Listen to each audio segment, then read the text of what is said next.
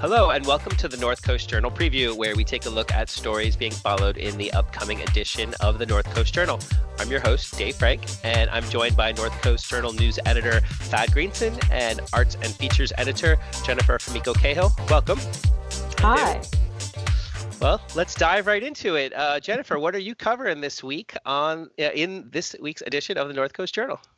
Well, I know people are getting used to the idea of reopening restaurants, going back to something akin to normal. So this week, I talked to some of the folks who are serving dine-in. I've talked to people before about, their concerns going back to work or opening up their own restaurants again and things like that. But there have been more and more complaints by servers and restaurant staff about hostile patrons who don't want to wear masks. I can't even believe it. Yeah, I mean, come on. There was actually a restaurant over the weekend that made national news because Hugo's Tacos in LA shut down because they just had enough of their employees being harangued and harassed. So this is why we don't get nice tacos. This is how we lose the things we love. But a lot of employees I've seen online and in conversation and people I know through kind of the restaurant world have been complaining about the attitude of patrons. What I found in interviewing people who worked in a range of places, from like a breakfast place to a more high-end place, a Mexican restaurant, is that the majority of regulars, the people who show up on a Wednesday night to a neighborhood restaurant, they are doing all the things. They are wearing their masks, they're sanitizing, they are respecting social distance. A guy that actually didn't make it into the article, but somebody I spoke to at the Seascape said that, even I forget sometimes a protocol or something and it slips my mind and I have to immediately, like when he goes into a store, he'll forget to put on his mask, but someone reminds him and he does it.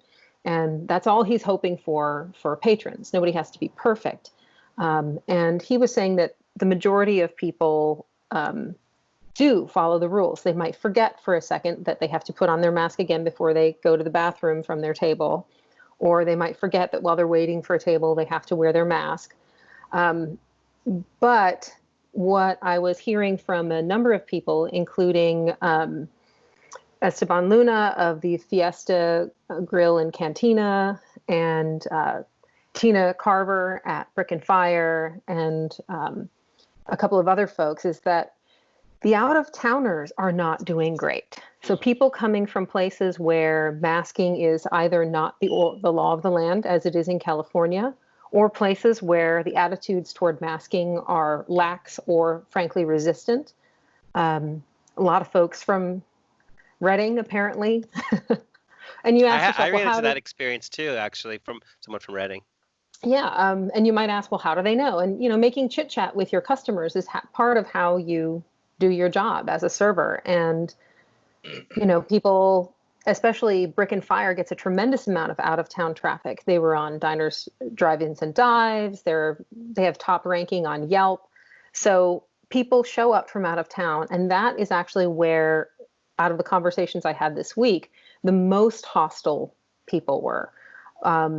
Tina Carver, a server there who's been there a lot of years, and she's a lifetime restaurant worker, said she gets told to F off twice a week. People cuss her out and leave just by asking, do you have a mask that you can wear? Manuel Martinez at Golden Harvest, which is like a lovely place. Have the biscuits. It's kind of family atmosphere. It's very relaxed. So it's a new experience for him to have customers get mad, tell him to F off, fight with other customers.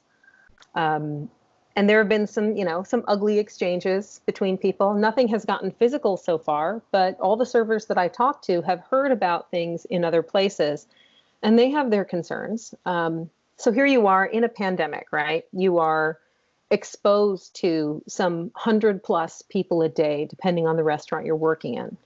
And they're not wearing masks at their table because they're eating and drinking. And you are there hovering in the cloud of their exuded oxygen, or the carbon dioxide and breath and aerosols and everything else. And so now, on top of that stress, and on top of the fact that every table takes about 4 times longer to serve because you are now whisking tiny individual condiments to people, you are now sanitizing everything times 10 between guests. All the protocols that you were following, all that stress, all that anxiety, plus you don't know if a person walking toward the door without a mask has just forgotten it for a second or is about to go off on you. Right. Whether going off is just going to be verbal, it's another added stress for restaurant workers. And some of them are dealing with a lot of stuff, on their own. Tina Carver, for example, has an immunosuppressed family member at home. And so she was doing the Silkwood shower, as she calls it, and, strip down and gloves and masks and everything way before it was cool, just to keep her family safe.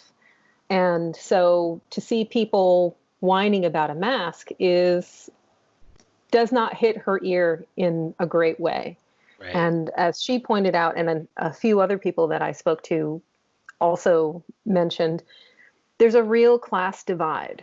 There's a sense that people who are bringing you food, and this is not necessarily so of the regulars, but for some people who patronize restaurants, servers are like their servants, right, and not in a good way. It's a hard job. It's a job that people who do it for life do because they love it and because they like to hustle. They like to work. They like to be on their feet. They like to give everything to a job. And they're treated really badly because somehow, I don't know, in America, we just look down on service people, which is really unfortunate.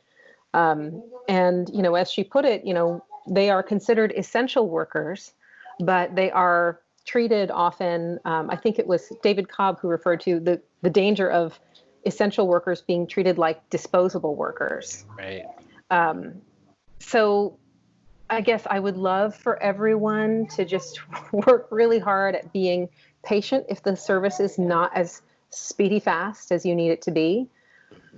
Wear your mask when you need to wear your mask according to the rules. Follow all the sanitization and all of that stuff. If there's a hand washing station, do it. It makes the staff feel that much safer and more relaxed around you. And tip like you're using Monopoly money, because these people are under a tremendous amount of stress. And if you want people to stay in this profession, if you want restaurants to survive, right, find exactly. staff, keep going when this pandemic is over. If you want a lifetime server who's going to do a great job at your table and to enjoy your restaurant experience, you got to treat these people better. Yeah. It's the golden rule, right? Treat people the way you wish you would be treated in their situation. Mm-hmm. Absolutely. There was a comment from one of the Lunas in the story that I thought was really really hit home for me, and it was just kind of reminding customers that while this might be their one outing of the day, that the staff at these restaurants are seeing 100 people every day. And so there's just like a cumulative risk there too. And then he also mentioned just about the risk to the restaurant establishment itself, and that, restaurants are operating on these tremendously slim margins right now. And if there is an outbreak at one and that gets reported, there's going to be just a devastating business impact to that too. So there's a lot at stake for these folks, health and otherwise. They're basically on the front line of the public health officer's order, enforcing it on behalf of us and the rest of the community. That too. Yeah. Basically, if you're going out to restaurants, follow the rules and remember that you are another drop in someone's exposure bucket, and behave accordingly. So this is a pretty good segue, public health officers and exposure, that we could transition to what Dr. Frankovich, her press conference yesterday. Yeah, so Dr. Frankovich does at least a couple media availabilities every week where reporters send questions in to public health, and then she videotapes a recording of herself just kind of responding to the questions. And yesterday's started with kind of a stark warning from her. Before we got to any of the reporters' questions, she just said, made clear that she's been watching really closely what's happened across California in recent days, where we're just seeing, a tremendous increase of cases, 5, 7, 8,000 new cases a day. And then in other parts of the country. And she just talked about how distressing it is, and then really cautioned local residents that while a lot of the focus of like kind of public conversation and media conversation about these case increases has focused in on reopening of society, reopening of restaurants, reopening of bars, and whether they should be closed back down and those types of things. She said that from a health officer's perspective, those conversations are important, and there is inherent risk in going to a bar and opening a bar. But what the greater risk that she's seeing is in gatherings, social gatherings. So people getting together with their neighbors, people having family over, people having friends over for barbecues and dinners and outings, July 4th weekend is coming. Right. Exactly. So these melding of households and social interactions. And she said that's where a tremendous amount of the risk comes. And that's where, we can make simple decisions, make simple sacrifices individually that really have a tremendous reverberating impact as far as keeping the entire community safe. And she didn't mention this explicitly, but, Sacramento County recently saw, I want to say it was like 108 new cases in a day, and 105 of them were traced to family gatherings. Wow. Family gatherings and social gatherings. And so there is a lot of reason to believe that a huge driving force between the case increases we're seeing has a lot more to do with mixing of households than it does with restaurants opening or businesses opening. And that's, Dr. Frankovich said yesterday, it's hard because, we're all tired of sheltering in place. We're all tired of the social isolation. And these are our family members. These are our friends. They look safe. They feel safe, but they're not safe. It's really just not safe. And the thing that, gathering households does is it means that one outbreak that might be, that one positive case that might lead to a couple positives in a single house then gets exposed to multiple houses. And if they're also interacting with other multiple houses, it just spreads. And that's where you get kind of this exponential case growth that gets really scary really quickly. Like we're really seeing in some of those other states that have opened up, like Texas and Florida, and they've just going off on that front. Yeah, I mean, we're seeing it in parts of California to a really scary degree too. So, still be careful in bars for sure, but it's not just businesses, and I hope that everybody goes into 4th of July weekend thinking about how we can make long-term good decisions, which we don't normally make in bars. I know. Well, thank you both for this feedback on what's going on in restaurants and the public health officer's announcement. Before we end up and wrap things up, Thad, you want to tell us a little bit about what's on the cover story of the North Coast Journal this week? Yeah, absolutely. We have a great, really comprehensive story on what the November election is liable to look like in California, and just the challenges of putting on an election on a grand scale amid a global pandemic. So it's a story from Ben Christopher, a reporter at Cal Matters, and it basically, California has announced that it's going to go all vote by mail ballots in November, which means a ballot will be mailed to every household in the state, every registered voter in the state. Which I kind of thought, oh, that's it. That sounds simple enough. But for all kinds of voting rights and access concerns, there still needs to be an infrastructure of polling places where people who maybe can't fill out a ballot at home can go and fill out a ballot on election day or in the days leading up to election day. So it's a really comprehensive look of kind of how to pull that off, all the risks associated with it, health and otherwise. And what it's likely to look like, and everything from the history of vote by mail in California to the likelihood of fraud, massive fraud, and tampered with election results. Which, spoiler alert, not high at all. You're much more likely. Well, now they're not going to read it. Well, no, this article is massively comprehensive, and I'm a political junkie, and there's so much in there that I learned. So I hope to follow up with you about it soon and get into some more of the details. But one of the anecdotes that I thought was really interesting was voter fraud, for some people that are fearful of it, is as likely, they compared it to Halley's Comet. So it's gone for 76 years, and then it comes back and we can see it for 2 months. And so it's 1 out of every 456 months, I think, you'll be able to, see some, the relative comparison was that's how this is many orders of magnitude more likely to happen than a single case of voter fraud. For what it's worth. I think an expert was quoted in the story of saying, voter fraud is probably more akin to like a documented UFO sighting than Halley's Comet. Just to say how rare it actually is. Exactly. I don't know. It's Humboldt. I don't know what our UFO numbers are. That's true. It's true. Our Bigfoot numbers are very high. Oh, that's true. Visitors see Bigfoot too, I think. And then there's Bobo, Bigfoot Hunter Show, our local star. History Channel rock star.